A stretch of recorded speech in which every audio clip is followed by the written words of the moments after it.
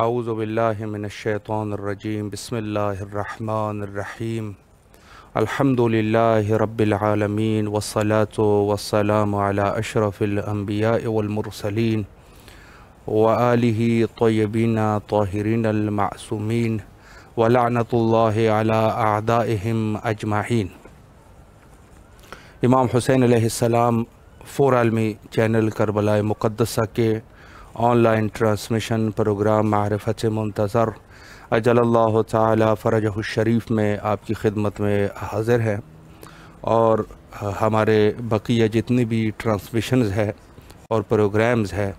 उनको हम मुलाहिज़ा फरमा सकते हैं। जादू टीवी और रोको TV, Amazon fire TV, Apple TV और भावनगर गुजरात हिंदुस्तान में आप हुसैनी चैनल के तवस्सुत से हमारे नशरियात को मुलाहिज़ा फरमा सकते हैं। और वो हज़रात जो सोशल मीडिया के ज़रिए से हमें फ़ॉलो करना चाहते हैं, यूट्यूब, इंस्टाग्राम और फेसबुक के ज़रिए से भी आप हमारे लाइव प्रोग्राम्स को मुलाहिज़ा कर सकते हैं। और जो मुनासिबत होती है उसके एतबार से जो प्रोग्राम्स होते हैं उनको भी मुलाहिज़ा कर सकते हैं। और उसके अलावा इमाम हुसैन अलैहिस्सलाम टीवी के जो जितनी भी इत्तलाआत है उनसे भी आप बाखबर रह सकते हैं। ये जो आराइज़ मैंने पेश किए दिए गए स्क्रीन पे एड्रेसेस मौजूद है, तो इंशाअल्लाह अज़ीज़ वहीं से आप एड्रेस ले सकते हैं और हमें फ़ॉलो कर सकते हैं। जैसे आपके इल्म में है कि हमारी गुफ्तगू का सिलसिला गुज़िश्ता दिनों से हज़रत इमाम ज़माना अलैहिस्सलाम और तवल्ला और तबर्रा के उन्वान से चल रहा था। आखिर में हमने मेहमान दावत करके उनके साथ भी गुफ्तगू की। तो आज का जो सिलसिला है, चूँकि हम बिल्कुल नज़दीक पहुँच चुके हैं 17 रबीउल अव्वल के, तो ज़ाहिर है कि एक अज़ीम दिन है और उम्मत मुस्लिमा के लिए अज़ीम दिन है। और ज़ाहिर है कि दीन के जो शरीयत को साहिब शरीयत, साहिब दीन, ये सब जो है वो हज़रत रिसालत मआब सल्लल्लाहु अलैहि व आलिही है। और जहाँ तक बात है कि बाज़ ममालिक में इसको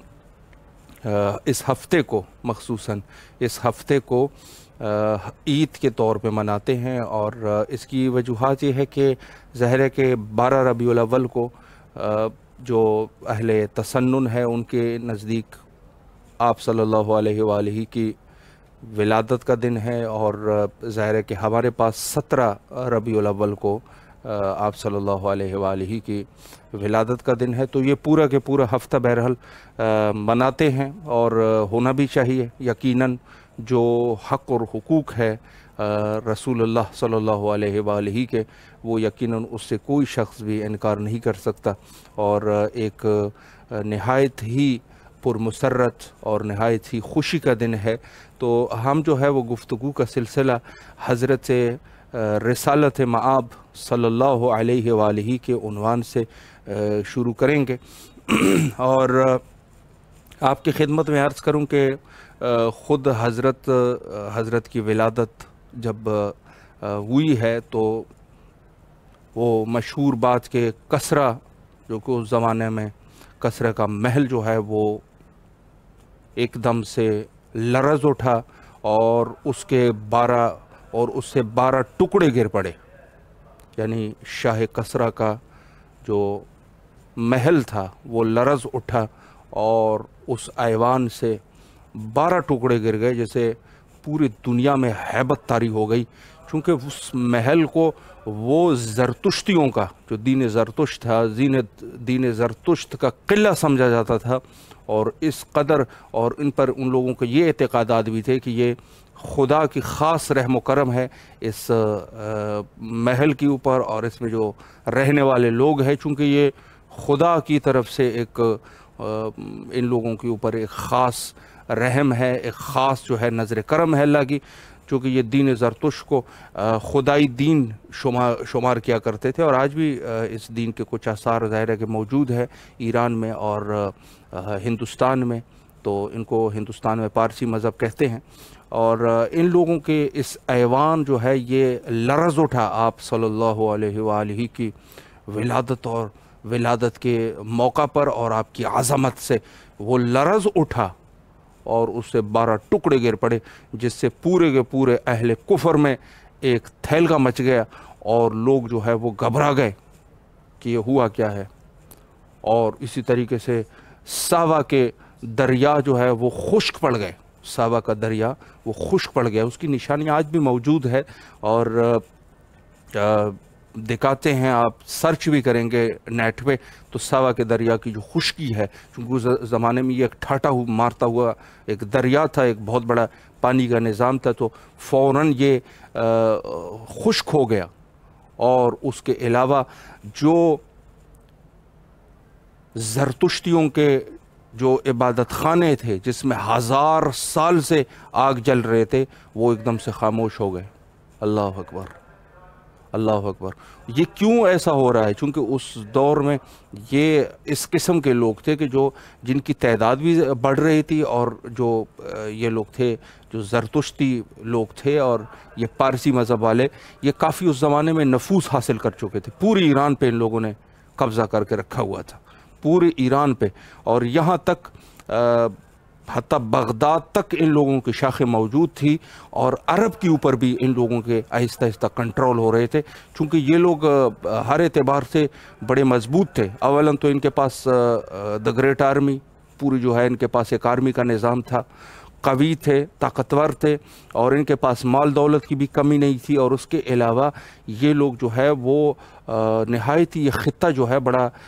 زرخیز خطہ شمار ہوتا تھا، اور لوگ جو ہے یہاں پر کام کرنے کے لیے آتے تھے، چونکہ ان کے پاس مال دولت جیسے عرض کر چکے زیادہ ہو چکے تھے، اور بالکل کو کافر تھے، مجوسی مذہب، مجوسی تھے یہ لوگ۔ اور جب آپ کی ولادت باسعادت ہوئی تو ان عبادت خانوں میں جہاں تک 1000 سال سے آگ جل رہی تھی، یہ ایک دم سے وہ آگ جو ہے وہ خاموش ہو گئی۔ یہ عظمت ہے رسول اللہ کی کہ آگ جو ہے وہ تو یہ جب انہوں نے دیکھا کہ یہ کیا ہو رہا ہے، کہ ہم تو یہ کہہ رہے تھے کہ یہ اللہ کی طرف سے ہے کہ جس نے اس حکومت کو قائم کر کے رکھا ہوا ہے، لیکن یہ کیا ہوا کہ ایک دم سے کسرا کا محل جو ہے وہ ہل گیا، اور دریا ساوا کا پانی جو ہے وہ خشک پڑ گیا، اور یہ عبادت خانے جس میں 1000 سال سے آگ جل رہی تھی، متواتر جل رہی تھی، چونکہ آتش پرست تھے، آگ کو یہ مقدس مانتے تھے، تو یہ ایک دم سے ان میں جو ہے وہ ایک دم سے یہ خاموش ہو گیا، اور آگ جو ہے وہ خود بخود خاموش ہو گئی۔ تو یہ دیکھ کے لوگوں میں ایک وحشت طاری ہو گئی، اور لوگ جو ہے وہ ڈر گئے۔ اور دوسری طرف سے جہاں کتب مقدس میں ان چیزوں کا تذکرہ موجود تھا کہ آپ صلی اللہ علیہ وآلہ تشریف لائیں گے اور آپ عرب سے آئیں گے، تو یہ لوگ جو ہے اس دور میں، چونکہ جس طریقے سے آج ہم امام زمانہ علیہ السلام کے منتظر ہے، اس دور کے لوگ جو ہے وہ آپ صلی اللہ علیہ وآلہ کے منتظر تھے، لوگ انتظار کرتے تھے کہ کب تشریف لائیں گے۔ اب یہاں پر انہی کے لیے ظاہر ہے کہ ایک سلسلہ ہے علماء کا، وہ تبلیغات بھی کر رہے ہیں، کہتے ہیں کہ آپ صلی اللہ علیہ وآلہ جب تشریف لائیں گے تو حالات اچھے ہو جائیں گے۔ اب یہ ہے کہ عرصہ جو ہے وہ کافی زیادہ گزر گیا، اور کچھ روایت میں ہے کہ جناب عیسیٰ علیہ السلام سے جناب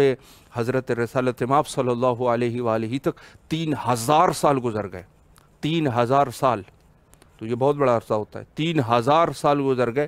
اور جب آپ تشریف لے آئے، جب اعلان نبوت بھی آپ نے کر دی، تو اس دور میں چونکہ ظاہر ہے کہ ان کے علماء کے اچھی خاصی دکانیں انہوں نے کھول دی تھی، اور لوگ جو ہے ان کی ارادت مند ہو گئے تھے۔ اب ان کو خوف پڑا۔ کتاب مقدس میں لکھا ہوا تھا کہ یہ جو علامات ہے، چونکہ اس میں ظاہر ہے کہ علامات موجود تھے کہ جزیرہ عرب سے، اور وہ جو 2 پہاڑیوں کا ذکر ہے، اس میں جو ہے یہ شخص جو ہے وہ آ جائیں گے، اور یہ آخری رسول ہوں گے اللہ کی طرف سے، سارا کچھ لکھا ہوا تھا۔ انہوں نے یہ دیکھ کے کہا کہ اگر ہم ان کی تصدیق کر دیں اور ان کی اس اعلام نبوت کو ہم اگر قبول کریں، تو ظاہر ہے کہ ہماری دکانیں تو بند ہو جائے گی۔ دلیل کیا لے کے آ گئے؟ دلیل بھی کافرانہ دلیل لے کے آ گئے۔ کہا کہ ہم لوگ جو ہے وہ عیسائی ہے، اور وہ جو آئیں گے وہ ہماری ہی نسل میں سے آئیں گے، وہ ہمارے، یہ تو عرب ہے، تو یہ ہمارے نسل سے نہیں ہے، ہماری نجات سے نہیں ہے۔ تو انہوں نے یہ دلائل پیش کیے اور ایک طریقے سے تعصب کی طرف لوگوں کو انہوں نے مائل کر دیا کہ وہ جو آئیں گے وہ تو ہمارے خود کی نسل میں سے، ہم میں سے ہوں گے، یہ تو کوئی اور ہے، یہ تو کوئی اور ہے، لوگوں کو گمراہ کر گئے۔ یہاں پر میں ایک عرض کروں آپ کی خدمت میں، ہم لوگ جب امام زمانہ علیہ السلام کا انتظار کرتے ہیں، دعائیں کرتے ہیں، یہ کرتے ہیں، خدا نہ خواستہ کہ یہ ایسا ہمارے ساتھ نہ ہو جائے۔ وہ لوگ بھی ایسے ہی تھے،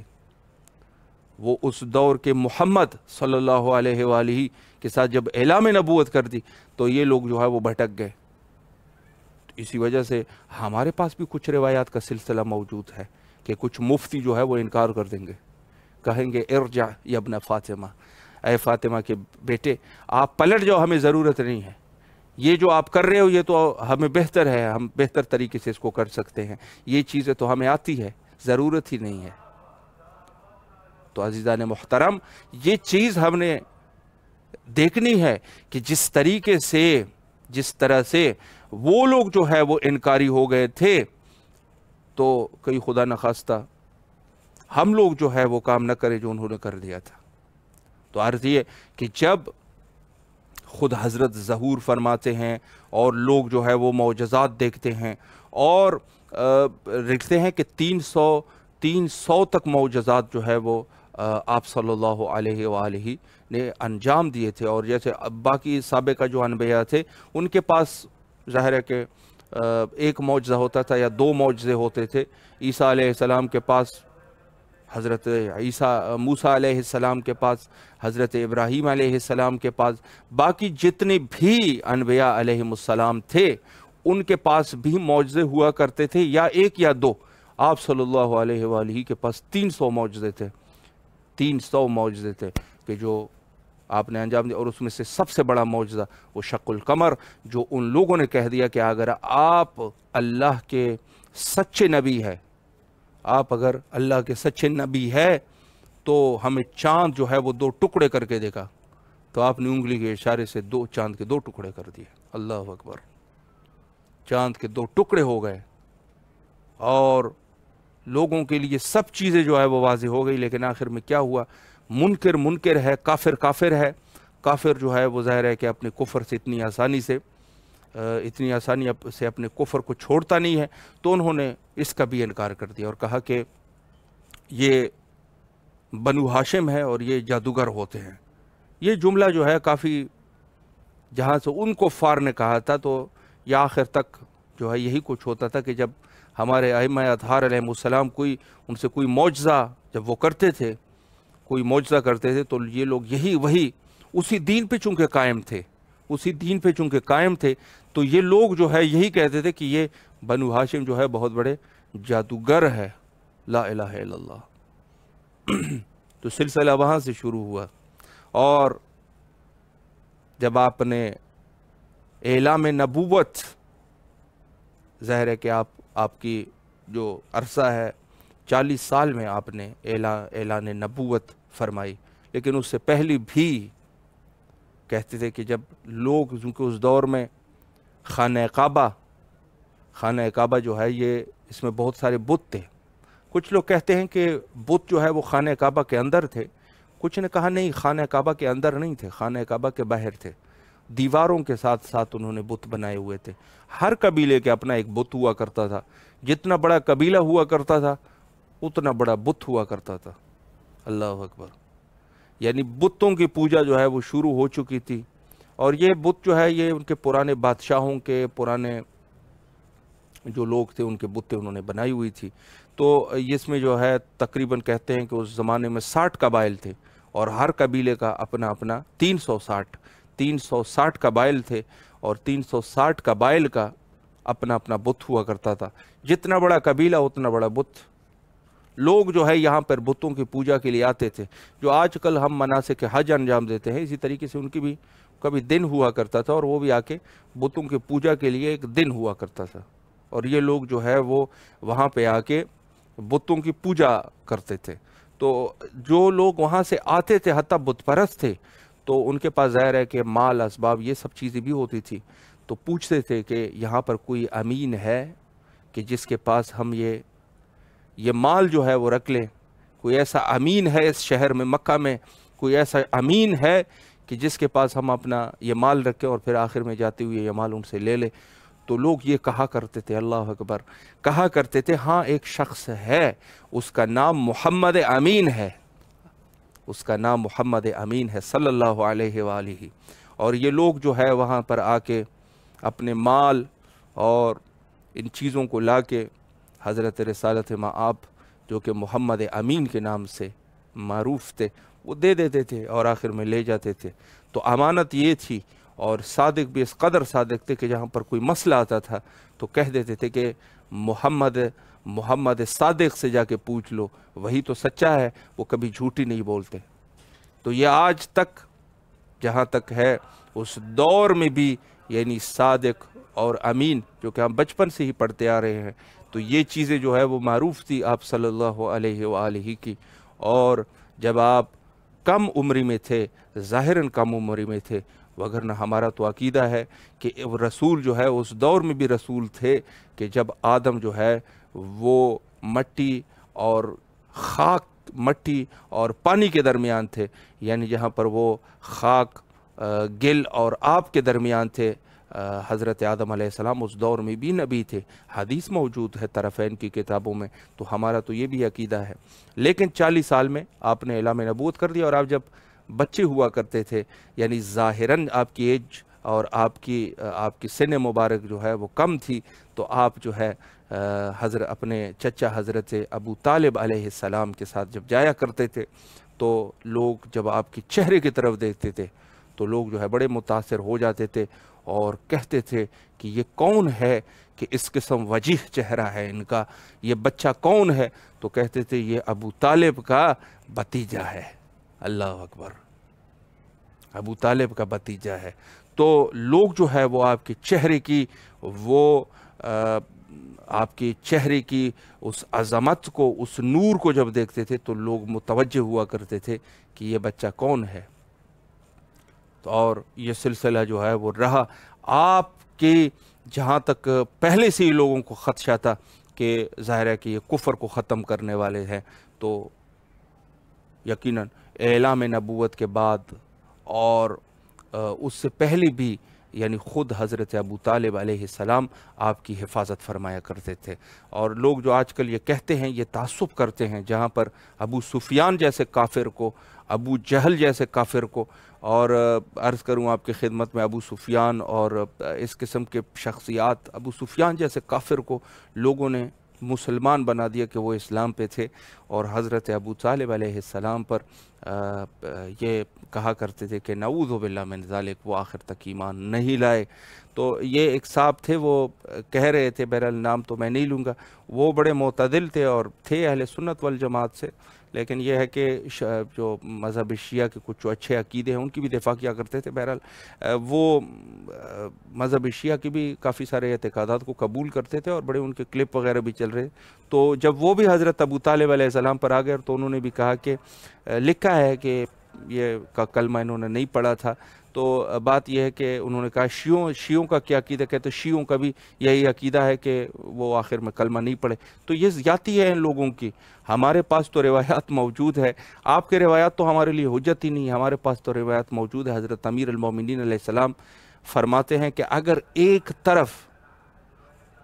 پورے کائنات کے لوگوں کا ایمان رکھا جائے اور دوسری طرف میرے والد بزرگوار حضرت ابو طالب علیہ السلام کی ایمان کو رکھا جائے تو یہ زیادہ سنگین ہے، یہ زیادہ سنگین ایمان ہے، اور یہ دوسروں کے پورے دنیا کی ایمان سے جو ہے وہ میرے والد کا ایمان جو ہے وہ زیادہ ہے۔ اور جب شعر پڑھا کرتے تھے حضرت ابو طالب علیہ السلام کی دفاع میں، ظاہر ہے دو کلمات سب کو پتہ ہے ان چیزوں کا۔ حضرت ابو طالب علیہ السلام وہ شخصیت تھی کہ جب آپ کی رحلت ہوئی تو آپ صلی اللہ علیہ وآلہ نے ایک مرثیہ باقاعدہ پڑھا، اور آپ جو ہے آپ نے گریہ فرمایا، اور آپ نے گریہ فرمایا کہ میرے چچا جو ہے، جو میرے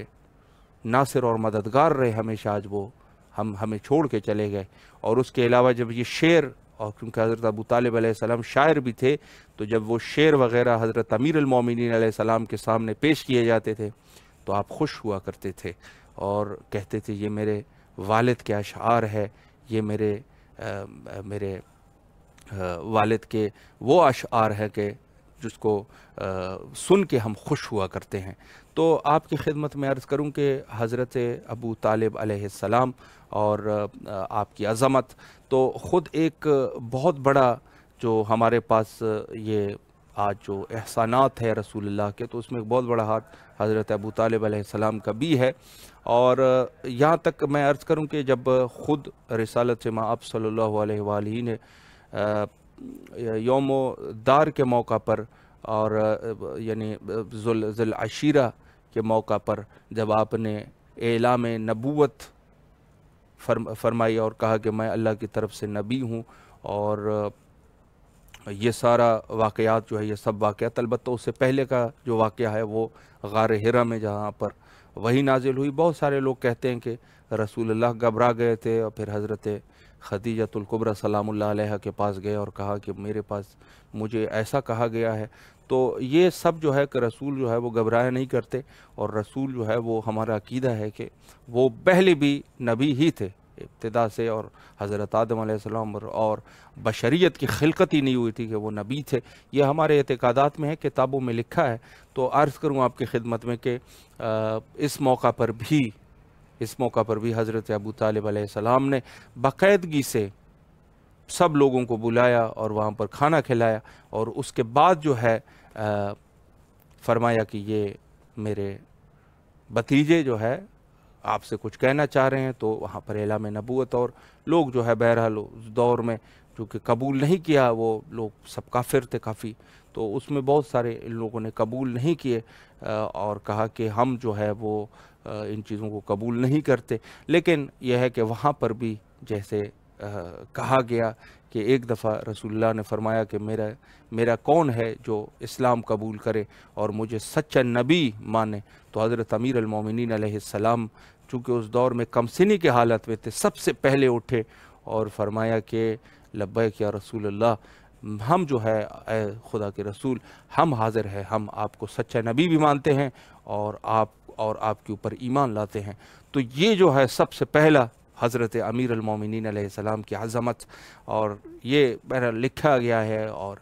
یہ سب جو ہے واقعات لکھے ہوئے ہیں۔ لوگوں نے دشمنی میں آ کے کہا کہ یہ چھوٹوں میں سے انہوں نے سب سے پہلے قبول کر لیا تھا، بڑوں میں جو ہے وہ کسی اور صاحب کا نام لیتے ہیں، بڑوں میں اس نے قبول کر لیا تھا۔ بڑے اور چھوٹے کیا ہوتے ہیں؟ رسول نے فرمایا ہے کوئی جو ہم پہ ایمان لائے اور ہماری نبوت کو جو ہے وہ تسلیم کرے، تو حضرت امیر المومنین علیہ السلام فوراً اٹھے اور فرمایا کہ میں ہوں جو آپ کی نبوت کو قبول کرتا ہوں۔ لوگوں نے بغض اہل بیت میں کیا کچھ جو ہے وہ گھاڑ دیا اور کہا کہ یہ تو چھوٹوں میں تھے، پھر بڑوں میں تھے، پھر خواتین میں تھے، پھر تو یہ سلسلہ ایک شروع ہو گیا۔ تو میں یہ عرض کرتا ہوں کہ چھوٹا جو ہے، جو سب سے چھوٹا ہے، میں حضرت امیر المومنین علیہ السلام کا مقایسہ کسی سے بھی نہیں کرنا چاہتا اور ہو بھی نہیں سکتا۔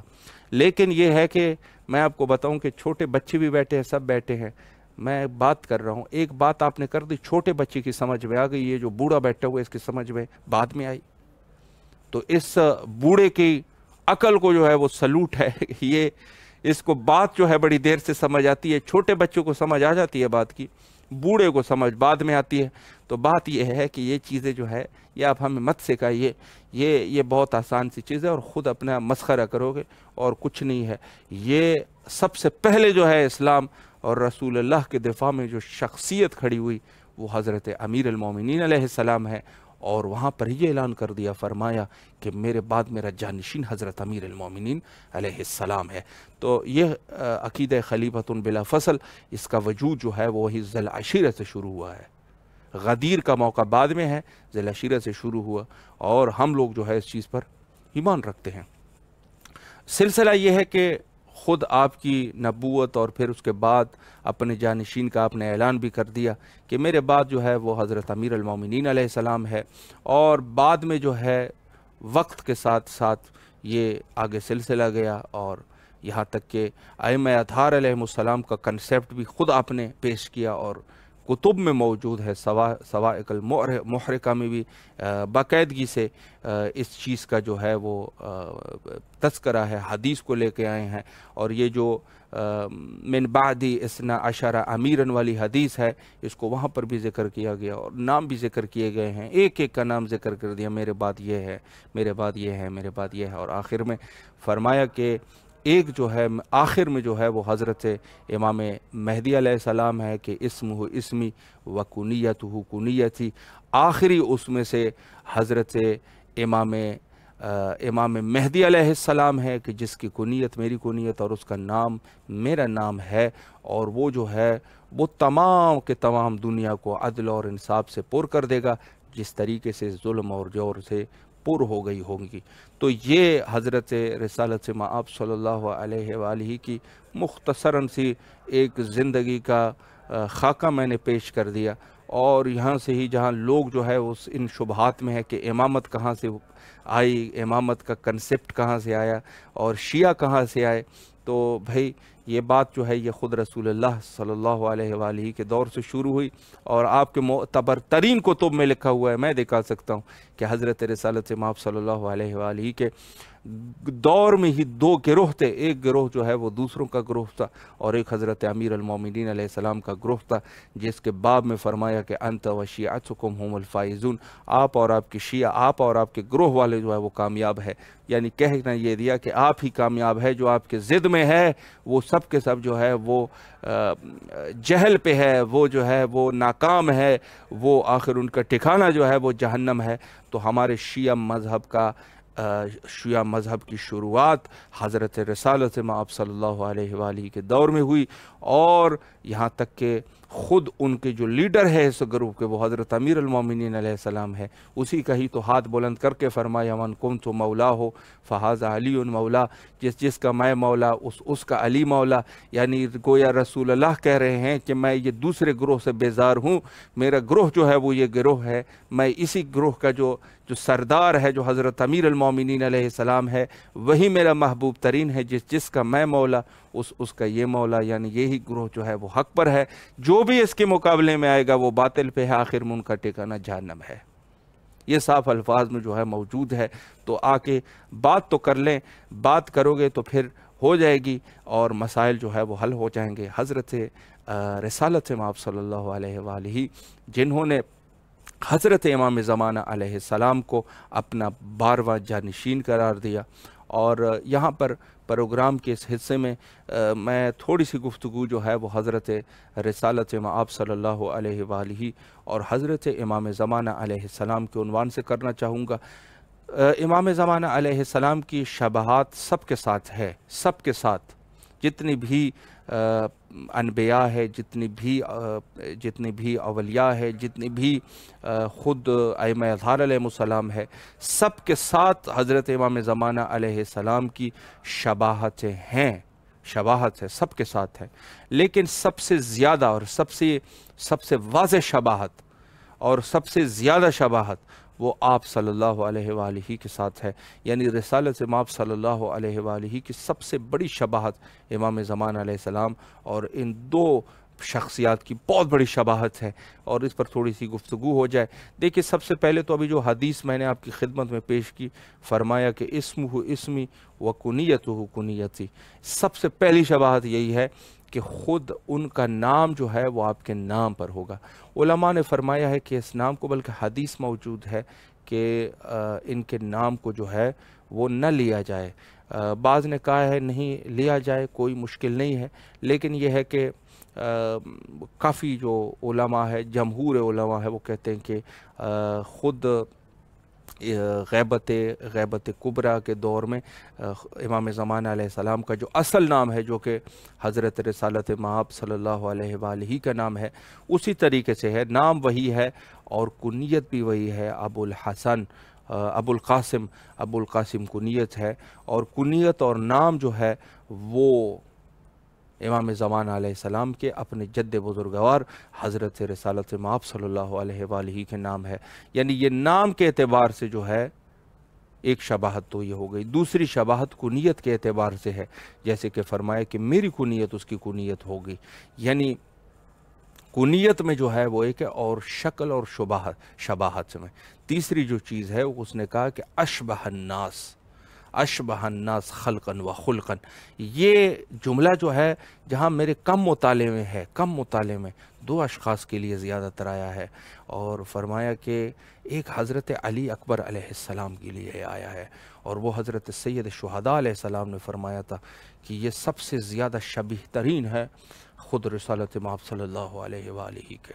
حضرت علی اکبر کے لیے یہ جملہ استعمال ہوا ہے کہ جب وہ جنگ پہ جا رہے تھے تو کربلا میں ایک دفعہ انہوں نے حضرت رسالت مآب نے سب سے پہلے نفرین کر دی ابن سعد کے اوپر، اور کہا کہ جس طریقے سے تو میرے نسل کو کاٹ رہا ہے خدا تیری بھی نسل کو کاٹ دے. اور پھر جو ہے فرمایا کہ اے بار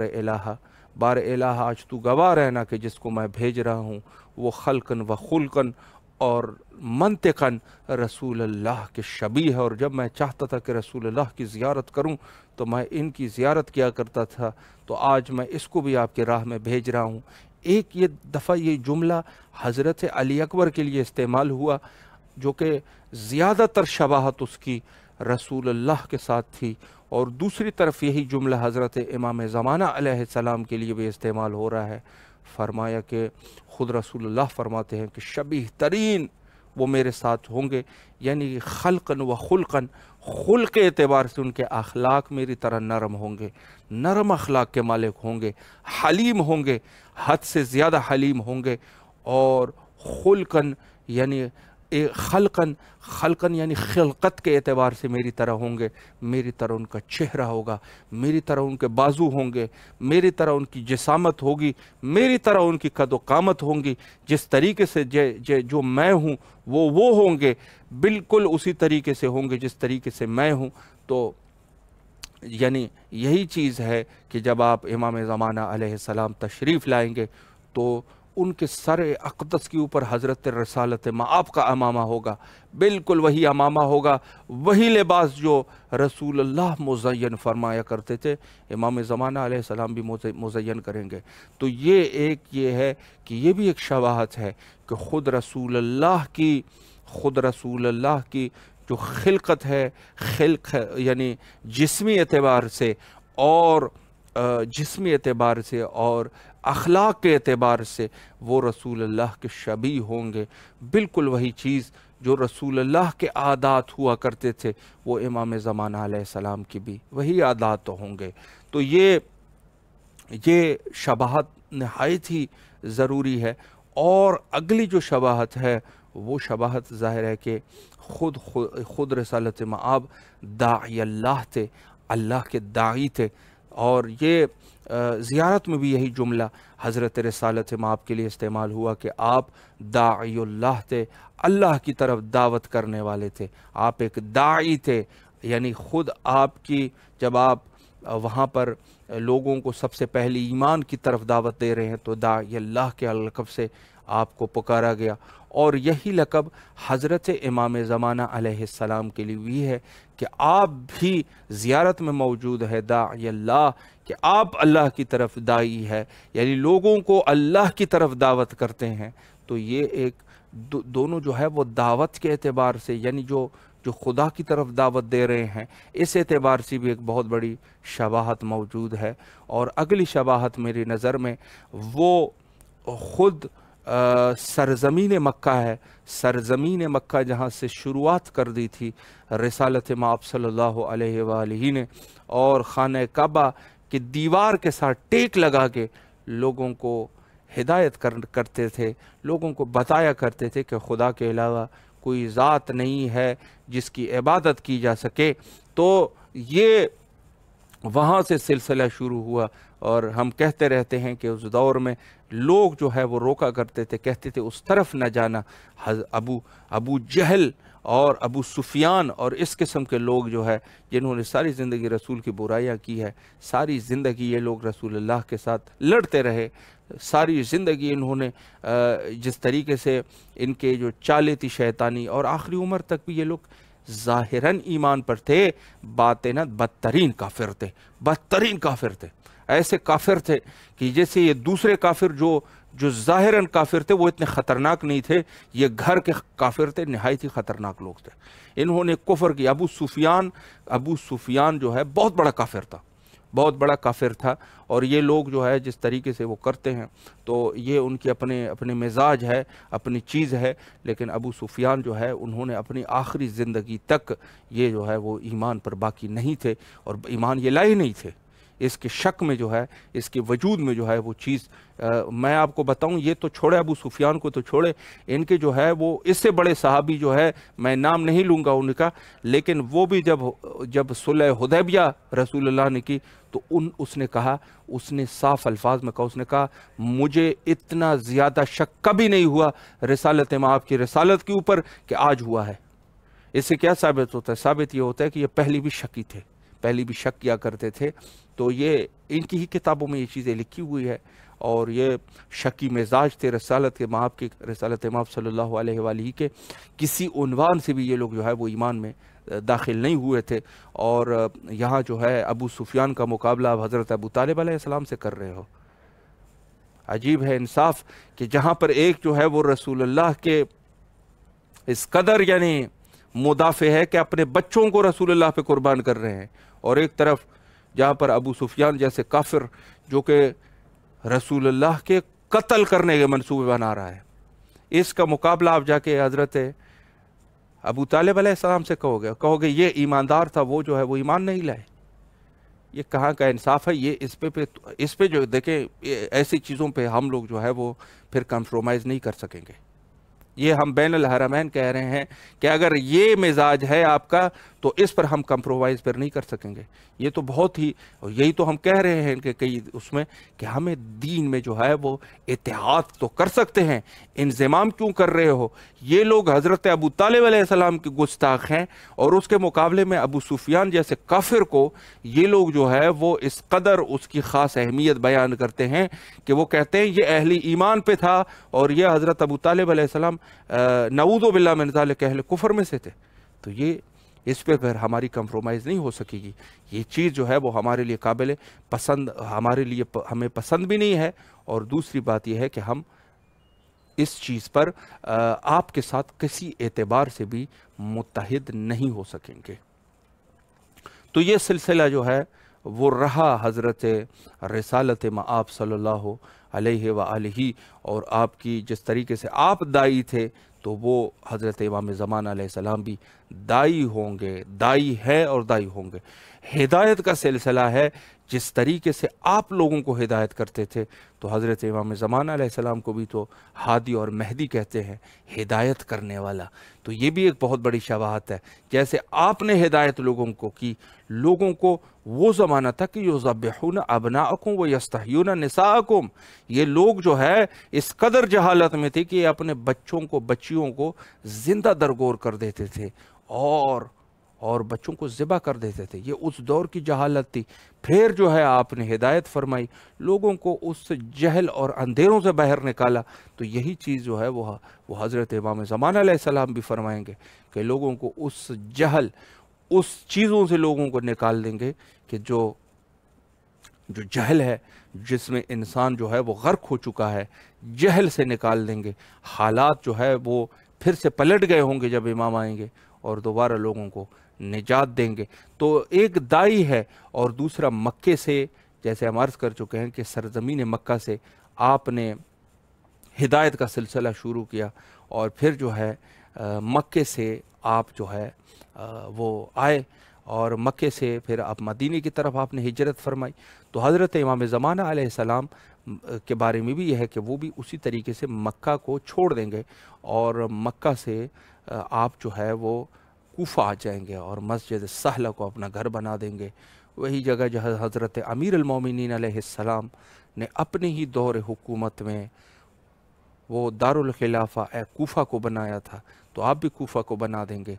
تو یہ جہاں سے سلسلہ ہدایت شروع ہوئی، جہاں جو سرزمین ہے، اور جس طریقے سے یہ سلسلہ رہا، اور جو اگلی شباہت جو حضرت رسالت مآب صلی اللہ علیہ وآلہ کے دور میں جو جنگی ہوئی ہے، جو دفاعی جنگی ہوئی ہے، وہ بھی آپ بھی اسی طریقے سے جنگیں فرمائیں گے۔ البتہ حالات کچھ اور ہو گئے ہوں گے، اور یہ ہے کہ ظاہر ہے کہ مخالفت اس دور میں بھی تھی، لیکن اس دور کے جب امام تشریف لائیں گے تو مخالفت کچھ زیادہ ہی ہو گئی ہوں گی۔ تو یہ جو روایات ملتے ہیں کہ خون کے چشمے، خون کی ندیاں جاری ہو جائیں گی، خون کی ندیاں جاری ہو جائیں گی، تو آپ کی خدمت میں عرض کروں کہ یہ زیادہ مخالفت ہوگی، اور مخالفت اس قدر مخالفت ہوگی کہ امام یقیناً وہ جنگ اگر نہیں کریں گے تو امام شہید کر دیے جائیں گے۔ ظاہر ہے کہ جنگ ایسے نہیں ہوتی،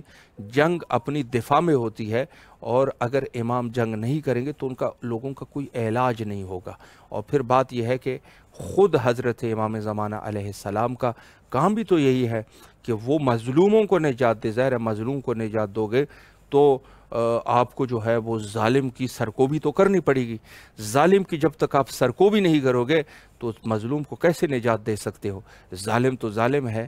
ظالم جو ہے وہ تو کسی طریقے سے بھی باز نہیں آئے گا، ظالم ظلم سے باز نہیں آتا۔ تو حضرت امام زمانہ علیہ السلام جب مظلوموں کو نجات دینے کے لیے ظالم کی سرکوبی ضروری ہے، اور ایک ضرب المثل بھی ہے کہ جس میں کہا کہ بھیڑیے پر رحم کرنا جو گوسفند ہوتے ہیں، جو بیڑ بکریاں ہوتی ہیں، بیڑ بکریوں کے اوپر ظلم کے برابر ہے، یعنی بھیڑیے پہ رحم بیڑ بکریوں کے اوپر ظلم کے برابر ہے۔ تو ظاہر عدل کا تقاضا یہی ہے کہ امام زمانہ علیہ السلام، آج کے دور میں کچھ لوگ ہیں جو اس قسم کی گفتگو بھی کرتے ہیں کہ یہ جب بات ہوتی ہے عذاب کی بات ہوتی ہے تو عذاب سے، چونکہ ظاہر ہے کہ قرآن میں تو موجود ہے نا، یہ چیزیں موجود ہے عذاب کی، قرآن تو لاریب کتاب ہے کہ لوگ جو ہے وہ عذاب ہوں گے، اور مختلف عذاب وہاں پر لکھے گئے ہیں، یعنی اس قدر عذاب ہوں گے، اس قدر عذاب ہوں گے، حدیثوں میں بھی یہی ہے کہ ہوں گے۔ تو وہ لوگ جو ہے وہ کوشش کرتے ہیں کہ غلط رستہ انہوں نے پکڑا ہوا ہے لوگوں کے ہدایت کے لیے، غلط رستے کو پکڑا ہے۔ وہ غلط رستہ کیا ہے؟ خدا کو نہایت ہی حلیم کریم یہ پیش کرتے ہیں، وہ پیش کرتے ہیں کہ خدا جو ہے، خدا کی ذات نہایت ہی حلیم ہے، کریم ہے، اور وہ تو لوگوں کے اوپر قتل غارت ہی نہیں کرنا چاہتے، وہ کسی پہ ظلم ہی نہیں کرتے۔ تو اسی طریقے سے جب امام زمانہ علیہ السلام کی بات ہوتی ہے تو یہ لوگ وہاں پر بھی غلطی کر جاتے ہیں کہ کہہ دیتے ہیں کہ یا تو یہ کہہ دیتے ہیں، ہاں یہ ایک چیز ہے کہ بعض لوگ کافی زیادہ تشدد میں چلے جاتے ہیں، امام یہ کریں گے، امام وہ کریں گے، لیکن یہ دونوں جو ہے وہ دونوں باطل ہے۔ امام جو ہے وہ نہ تو یہ ہے کہ وہ تلوار اٹھا کے بس پہلی سی جنگ شروع کر دیں گے، قتل و غارت، اور یہ بھی نہیں کریں گے کہ امام جو ہے وہ بالکل ایسے نرم ہوں گے کہ بالکل کچھ بھی نہیں کریں گے، اور لوگ جو ہے وہ ایسے آرام سے جا کے ہدایت یافتہ ہو جائیں گے۔ تو یہ دونوں چیزیں جو ہے وہ غلط ہے۔ جیسے خدا کے لیے وہ کنسیپٹ غلط ہے کہ خدا کو نہایت ہی، جیسے ہمارے کچھ جو علماء حضرات ہیں وہ جب پیش کرتے ہیں، گفتگو جب کرتے ہیں مثلا خدا کی عظمت کے بارے میں، تو جہنم اور عذاب والے آیات زیادہ پڑھتے ہیں، وہی پڑھتے ہیں جو خدا کی وہ جنت والے آیات ہے اس کو نہیں پڑھتے، یا پڑھتے بھی ہے تو نہایت ہی کم پڑھتے ہیں، چونکہ لوگوں کے اوپر غصہ ہوتا ہے ان کو، اور غصے میں وہ جو ہے وہ عذاب کی آیاتیں پڑھنا شروع کر دیتے ہیں۔ تو سلسلہ یہ ہے کہ ہمارے پاس آپ عذاب کی آیات بھی جو پڑھ رہے ہیں تو ساتھ میں جو دوسرے آیات ہیں وہ بھی موجود ہے۔ تو امام زمانہ علیہ السلام کا قیام بھی اسی طریقے سے ہے کہ وہاں پر جہاں تک جنگ ہے، جہاں پر خون کی ندیاں ہیں، یہ بھی ہے، روایات میں موجود ہے، لیکن اس کے ساتھ ساتھ جو خوبصورت روایات ہے، جو امام زمانہ علیہ السلام کی عدل و انصاف ہے، لوگوں کو، مظلوم کو نجات دینا، یہ سب چیزیں بھی شامل ہے۔ تو کوشش کیا کرے کہ دونوں چیزوں میں نہ ہم زیادہ جبر میں جائیں، اور نہ ہی زیادہ سختی میں جائیں، نہ زیادہ نرم ہو جائے، بلکہ ہم جو ہے الامر بین الامرین والا رستہ پکڑ کے انشاءاللہ اس پر گامزن ہو جائے۔ حجت خدا کے ظہور کے لیے زیادہ سے زیادہ دعا کریں۔ اللہم عجل لولیک الفرج۔